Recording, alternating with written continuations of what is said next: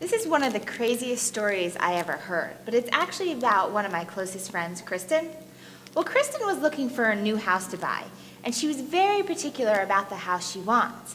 She wanted something in a really nice neighborhood, of course, but she also wanted something with a dog park because she had a little dog named Sam. Now, Sam was her precious little puppy, and she would do anything for this dog. Well, she searched for months and months until finally she found the perfect house in the perfect neighborhood. Not only were there great neighbors and a beautiful house and a huge backyard for the dog to play in, there was a dog park, which Sam loved. Well, when Kristen moved into this house, they went to the dog park every single day. And Sam loved going to the dog park. He would run around with all the other little puppies. He would jump up and down and bark and wiggle his little tail. He had a grand old time. Well, one day when they were at the dog park, Kristen remembered that she forgot to change her laundry. Well, if you do your laundry, you know that if you leave the laundry in the washing machine for too long, it starts to stink something bad, like mold. It's nasty. Well, they just got to the dog park, and Sam was having so much fun.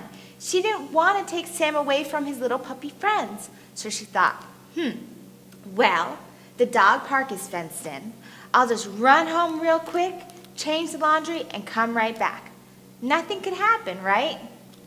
Well, that's what she did. She left Sam at the dog park.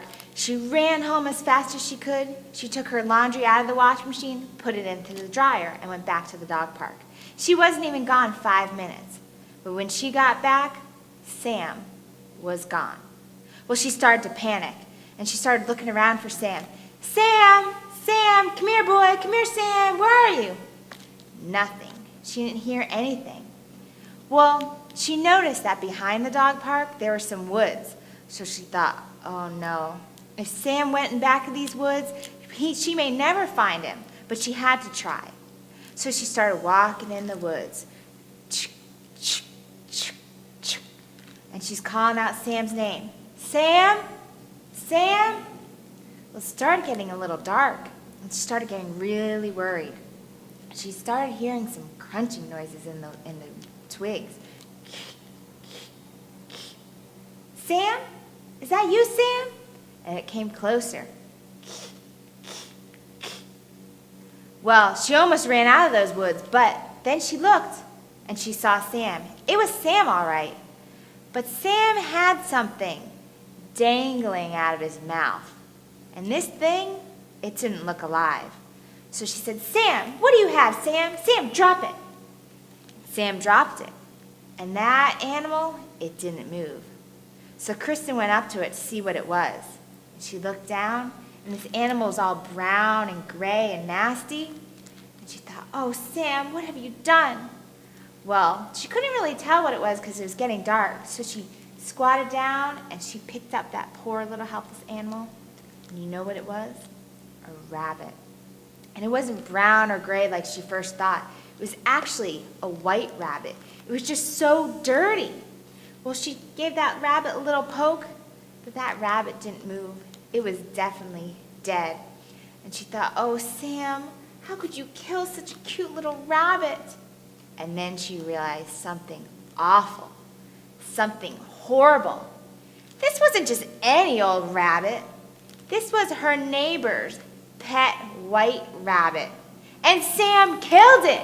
Well, she started to panic. She's like, Sam, what have you done? Oh my gosh, we're going to be kicked out of the neighborhood. Everyone's going to hate us. Oh, this is horrible. But then she had an idea.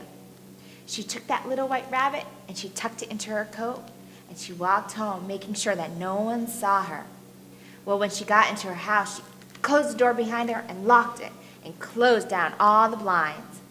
And then she took that little white rabbit out and she thought, oh, poor thing. And she looked at it and she said, it's a little dirty. I think I should give it a bath. And that's what she did. She gave that rabbit a bath. She took out the soap and scrubbed that rabbit up nice and clean till it was glimmering white.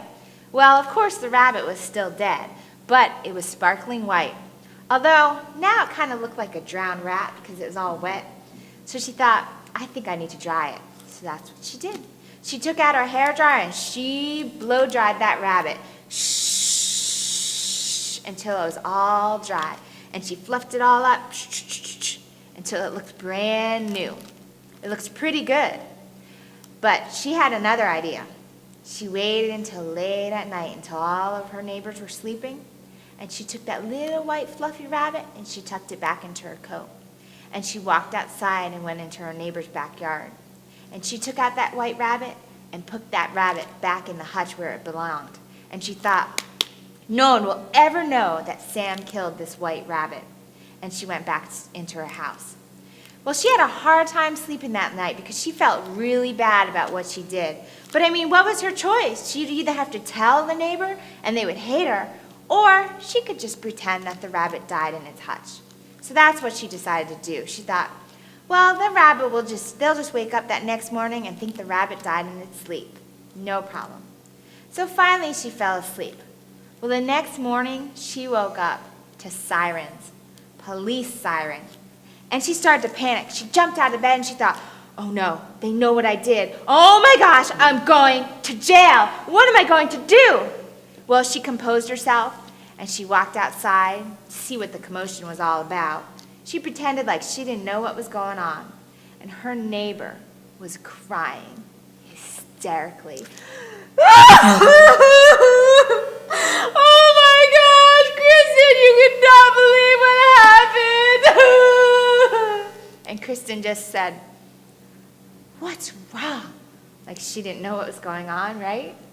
Well, her neighbor was still crying hysterically. This is so awful. I don't even know if I could tell you. Kristen said, tell me what happened.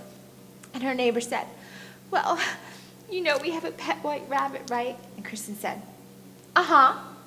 And the neighbor said, well, the other day, our rabbit died. And we had this really nice burial service in the woods.